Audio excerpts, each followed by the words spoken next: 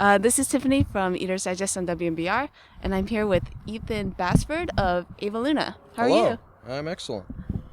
So congratulations on the new album coming out. Thank you. You guys just started your tour 1 day ago, is that right? Yeah, 2 that's days right. ago? This is day 2. Yeah, so you're going to be traveling all across the U.S., I guess, for the next month and a half, 2 months? Yeah, 6 weeks. Okay. Are there any cities that you're really looking forward to for eating? Well, New Orleans, of course. Why, of course? I mean, well, we've got, New Orleans food is like a classic thing, and, there's a lot of, you can just go get like a sandwich and it's amazing because they like really care about things that like, just sort of like your what's the word? Like your casual food. Mm-hmm. There's also this place called Siberia where we've played a couple times where they do like Russian style bar food. Oh, okay. And so it's At like the venues? At a venue, so you can play and there's food, and it's like beet burgers and pierogies and stuff like that, and that's really good. We should probably go somewhere new because we've been there the last like several times. Okay. We went to New Orleans. Is that the place you're playing the show at? No, this time? I forget where we're playing. I'm such a bad like advertiser of the band because I never remember where shows are. Definitely excited for LA. Because there's a corner where there's a Zankou chicken, which is like amazing Lebanese rotisserie chicken with pickled vegetables and like this incredible garlic paste that you sort of like smear onto it's basically just like emulsified garlic. Okay. And then it's across the street from a Filipino restaurant. And I think we've done this twice where Carlos and I like both went to both places and just ate Multiple like meals. basically like 2 lunches. I got like an escabeche fish and like some soup with tripe in it and just What's the name of the place again? The Filipino place is called Little Ong Pam. Okay. And yeah, the chicken place is Zankou Chicken, as made famous by the Beck song, where I think the name checks it. But that's a place I definitely remember. Do you try to go to new places? I know you mentioned you've been to the place in New Orleans a bunch of times since you guys have toured there. Do you try to make new stops every tour that you go on? Yeah, I mean, some of it is like, you're not going to hit all the same cities, so you have to find your place at the new city. It depends on kind of the consensus, if there's a place everyone feels strongly about going. Today we had to go to Friendly Toast, because we were in New Hampshire. So we went to the New Hampshire, the one in Portsmouth. Oh, I didn't know they had multiple locations. Yeah, they have one in Portsmouth. Okay. I guess there's one in Cambridge here, right? Yeah. Oh, okay. Cool. And so that was just like, that was part of the plan for the day. It was like, okay, definitely we're going to Friendly Toast. But a lot of times it's just, okay, we loaded in, we had sound check, we need, we have 2 hours to kill, what's close enough to the venue. Right. What did you get at Friendly Toast? I got the Babe Benedict, which is, it's like Eggs Benedict, but it's on cornbread, and it's got pulled pork and barbecue sauce, in addition to hollandaise. And then we also shared this pancake thing that had like, it was like shredded carrot and walnut and raisin pancakes. So it was like carrot cake pancakes. Wow. With this like ginger cream cheese. And it was extremely decadent. I'm definitely like pretty sleepy. Yeah, I always feel that way when I go to Friendly Which is why you Toast. saw me chugging like cold coffee just a moment ago. Yeah. So you guys you're a pretty big band, right? Five people? Is 5 that right? of us. Actually used to be 7, so we were even bigger. Yeah. Yeah, so how do you guys manage on tour? Do you guys split up or do you eat all your meals together? It depends a lot on where we are. If we're in a place where we can walk, sometimes we'll split up. We end up eating most of our meals together just because we're kind of tied to each other so that we can travel and get to the next place. We always say we're going to actually try and prepare food, and it very rarely works. A lot of times you just end up going to diners and Waffle House and things like that. Okay. Becca made a really good oatmeal in the rice cooker last time around, like made everyone oatmeal. So we're hoping for a little more of that. Did you bring a rice cooker on We tour actually then? have a rice cooker, yeah, it's right behind my seat right now. Oh, cool. Yeah. Yeah, actually I think 2 interviews ago I heard that Absolutely Free brings a rice cooker with them. They cook all their meals on tour, which I had never heard about, doing like one-pot meals and rice cookers. It's definitely like, I mean, it's a great idea, and it's just, there's certain nights when it's just not happening. Like, you're tired, or like you don't really have like a clean space to prepare food, or, or just like, some people already ate, so there isn't like the momentum. You sort of, you end up doing a lot of like convenience eating. Where do you even plug it in? Is it like you cook it in the hotel? Yeah, in the hotel or the house we're staying at or whatever. I know there's actually at truck stops they have rice cookers that are designed to run off the cigarette lighter in the car. But those are smaller. They're like for like one person. Right, you know? Not for 7. They're for like 5. a trucker traveling by themselves or whatever. And is it hard for you guys to get consensus, or does everyone kind of have similar taste in food? I think everyone sort of accommodates each other. I definitely am the staunchest advocate for like eating barbecue whenever we can. Okay. And I think everyone else kind of like, you know, they don't love it as much and humor me sometimes, and I'm grateful for that. There's definitely like there's this place I love in Raleigh called the Q Shack.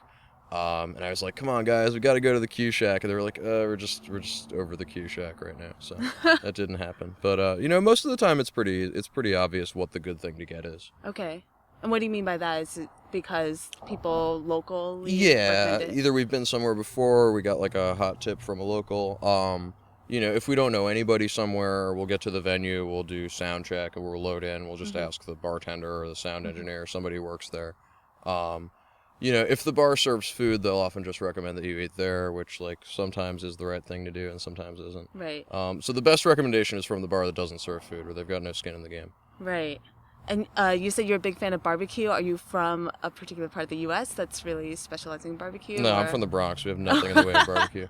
We're near Dinosaur Barbecue in Harlem. Yeah. And actually, I live in Brooklyn now, and there's a Dinosaur Barbecue in Brooklyn. They're all over the place now, right? It's like a real... I mean, it's legit. It's like... I don't think it's authentic according to like any. It's not a particular kind of barbecue, you know. Yeah, it's kind of like it's kind of like a fusion. I've been to a few actually. Yeah. I think I went to one in was it upstate New York or?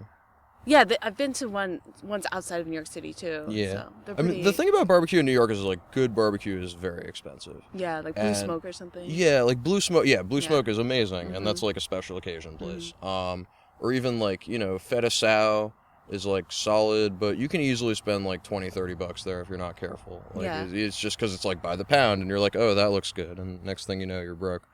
The thing I like about like places where barbecue is really part of the local cuisine is like any barbecue is good. Like we stayed at a Motel 6 in Allston last time, and there was a barbecue place next to the Motel 6, and it was really good. Yeah, actually, that brings me to your blog because I'm really excited about your food blog. Well, it sounds like it's more general than food, but a lot of the it's about stuff that happens on tour, and a lot of it ends up being about food. Yeah, because I think I saw the last post on it had to do with South by Southwest and barbecue. Yes. So, did you have any really strong recommendations or places that stood out to you during your last South by Southwest tour? Trip? The thing I always look forward to at South by Southwest is the cilantro truck, which is like a Korean Mexican fusion truck. And they have this totally decadent thing where it's like fries with bulgogi and like spicy mayo and fresh herbs, and it's like a melange of like Korean and Mexican stuff. That actually was closed at the one show that I played that was next to one, so I didn't end up eating that. Oh, that's too bad. East Side King is another really good like Asian fusion-y taco-ish truck thing. Food trucks in general, it's always like maybe $3 more than you feel like paying. It's like good food, but it's like this is not the best deal. Yeah, it's trendy. Yeah, it's trendy. So it's like it's definitely something I sort of like roll my eyes when I eat it, but it's also good. Yeah.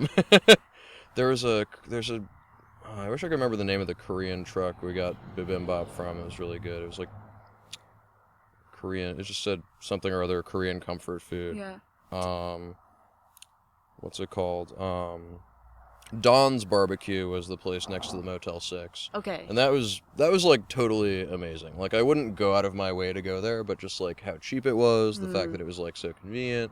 It's like, you could stuff yourself for like under $5. Oh, wow. Like a breakfast taco is like $1.50, Yeah, that's crazy. And, I got like the brisket and refried beans in a taco is like something I'd never experienced before, and it's a really good idea. Refried beans and what? Sorry? Brisket. Like sliced brisket. Actually, one time I went, it was sliced, and one time it was chopped. It seems like it's kind of whatever's happening at any given time. But that was really solid. I'm wondering, because so many people go to South by Southwest from out of town, are a lot of the food trucks like actually there when South by Southwest doesn't happen, or they just all flood down? I always wonder about that. Eastside King had a brick and mortar location Okay. in one of the bars we played at that seemed like it was there all the time. A lot of them, it seems like, I don't know how it works. From what I hear from Allston residents, like, the local economy revolves around the festival so much. Like, a lot of people will move out of their house and rent it out and cover like 6 to 8 months rent with the money they make. So it's like, it's really a part of your, so I could see how you could have a food truck that was a successful business only that time. Right. You know?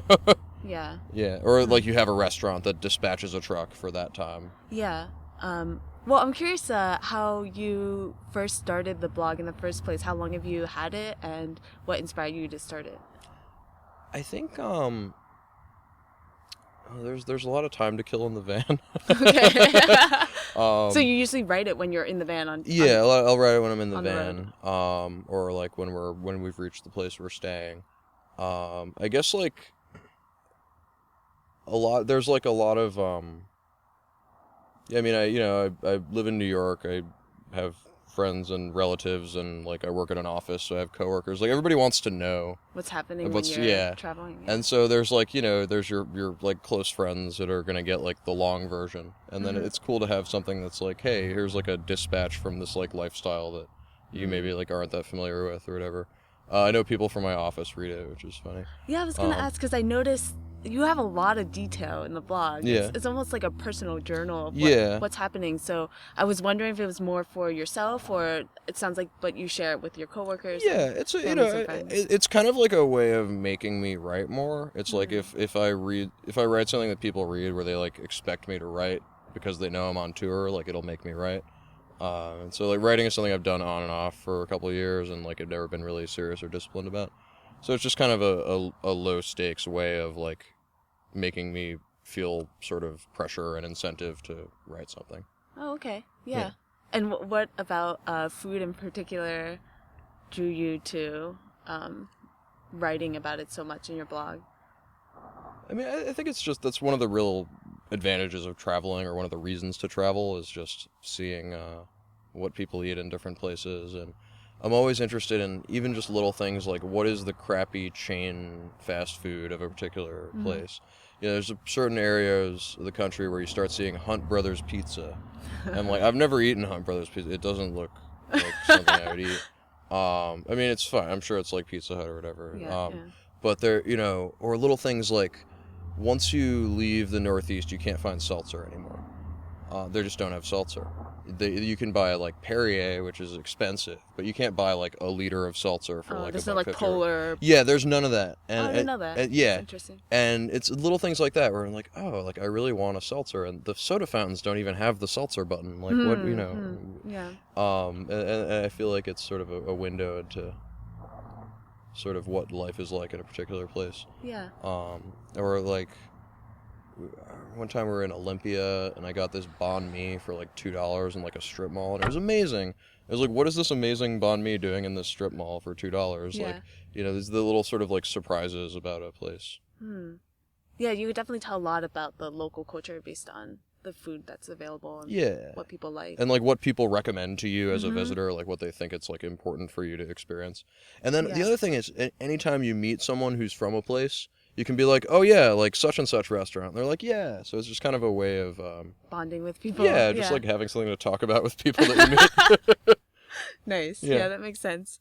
So for Infinite House, actually, I saw in the album art that there's kind of like a map, I guess, of Brooklyn. Yeah. And there was one food place that I noticed, Cafe Caggiano, was listed, kind of handwritten in the map. Yeah. Were you involved at all in the album art, or does that name ring a bell? Carlos drew the map. I think the map is of I forget which part. Is it the map of Gravesend? Do you remember where it said it was? I don't remember. Yeah. I just saw that it seemed like it was a bunch of Brooklyn places, like a few landmarks, but not like things that people would recognize unless they lived there. Yeah. Cafe Caggiano. I think that was a place Carlos went more than I went. Okay. If it's what I'm thinking of, it's near the place we used to rehearse. And it's like an Italian place that only serves espresso. Okay. And you just get like espresso and biscotti, and that's what the place is. And so that's way down in Gravesend. Okay. I think that's what it is. I don't know. It's a shame Carlos isn't here. It's okay. But yeah. Is that where most of the band members are from? Or do you all live in different parts of the city? Yeah, we're all from. So I'm from the Bronx. Okay. Carlos is from Brooklyn. Felicia's from Manhattan. Okay. And then Becca and Julian are both from Boston area. I think Newton. Okay. Yeah, I heard there. that Julian was from Newton. Yeah. Cool. So I guess since you're personally from the Bronx, if you were to recommend places for people to go to eat in Bronx, what are some of your favorite places? Definitely. Man, there's so much. One of my favorite places is this just like hole in the wall like West African place called Futa, Fouta. I haven't been in a little bit. I hope it's still open, but it's just like they do this really good thing where you get this. There's like 4 things on the menu. There's like fish and like chicken and like meat. Like what kind of meat? I don't know. Is it beef? Is it lamb? I think it's lamb. But they do this really good thing where you get these sort of like charred chunks of meat like on the bone, and it's got this stuff on it that's sort of like a dressing that's like mustardy and mixed with onions. So it's this kind of like tangy, bright flavor with this like really meaty, smoky flavor. So you got your like barbecue elements. Yeah, exactly. Yeah. Well, you know, the story about barbecue is that it's like African food. It's like when slaves came to America, we're charged with cooking food, and you know, it was like a lot of American barbecue can be traced back to like African stuff, and so like I guess it's analogous to like a Carolina style barbecue sauce where it's like vinegary, you know, and it's like not like the molasses one. It's so it's that kind of thing. Of course, you always tell people to go to Arthur Avenue because it's like the Little Italy in the Bronx. Okay. It definitely has gotten a little more touristy the way that real Little Italy downtown has, where it's like a square block and it used to be like the whole neighborhood. But Arthur Avenue is still worth going to. There's a really good open air market where you get like the really good buffalo mozzarella that's like floating in the water and everything. Yeah. My family always used to go to Willie's Steakhouse for special occasions, like a Puerto Rican steakhouse. Okay. All the like Bronx politicians hang out there and like make deals. They have music, and it's just like families go there to have a good time, and like that's a good one. They give you when you get tostones, they give you this really good. It's just like mashed up garlic and olive oil to like dip the tostones in. Okay. And that's really top notch. Cool. What else in the Bronx? A brewery opened up near my parents' house, Gun Hill Brewery. Okay. And you can get growlers and everything. Apparently they have like yoga class at the brewery. My mom always jokes when she sees like a young white person who looks lost. She's like, "It's over there," and they're like, "Oh, how'd you know?" But yeah, Gun Hill Brewery. Cool. Sounds like a really good mix. Now I want to go to the Bronx. I haven't been in a long time. Yeah. There's a lot of good stuff in the Bronx, but it's not all walkable to the other things. So you have to drive around to have like the full day. Mm-hmm. Okay. Well, thanks for all the recommendations. Yeah, of course. Great. I usually try to avoid asking any questions about music, but I do notice that your band has a lot of song titles that have some reference to food. And in particular, I wanted to ask you about the Sear Roebuck M&Ms. Yeah. Do you know what the story is behind that title? Well, Becca came up with it, and I think it's just sort of a tongue-in-cheek like a fake like brand that would exist or something. It's like a two like corporate things that don't make sense next to each other.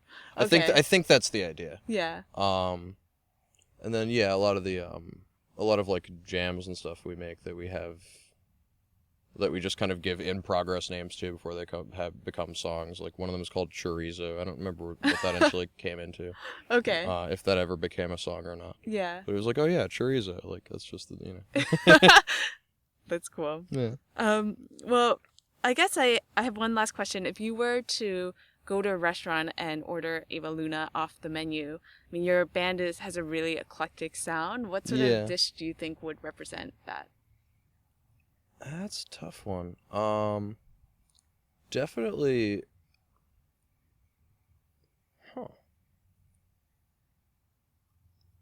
It might actually have to be bibimbap. Because it's like hearty and like, you know, there's sort of like the basic like elements of, you know, filling, satisfying food, but it's just like a lot of different things mixed together. And so there's like pickly things and spicy things and savory things and like, there's like the caramelization from the rice. And the crusty rice on the bottom. Yeah, crusty rice on the bottom. Cool. Yeah, I think we're bibimbap. Okay. All right. Well, that's it for my questions. Do you have any other food-related thoughts that you wanted to share? Do you want to give a plug for your blog? Yeah. I didn't actually say what it was. Yeah. So I'm Ethan Bassford, and my blog is at ethanbassford.com. Originally, the blog was going to be about a lot of things, but mostly it seems like it's tour diaries that center around food. Occasionally, if we meet a particularly friendly dog or something at someone's house, they'll get a post. But yeah, ethanbassford.com, check it out. And also check out Ava Luna at avalunamusic.com. All right, well, kind of said this at the beginning, but Infinite House is my favorite record of this year, like by far. And I interview people, and I don't say that all the time. Like, that's really my favorite record. So congratulations, and really I can see it in her face. She looks really sincere. Yeah, I'm very sincere about this. So good luck with the rest of the tour, and I really hope this album does really well for you guys. Thank you.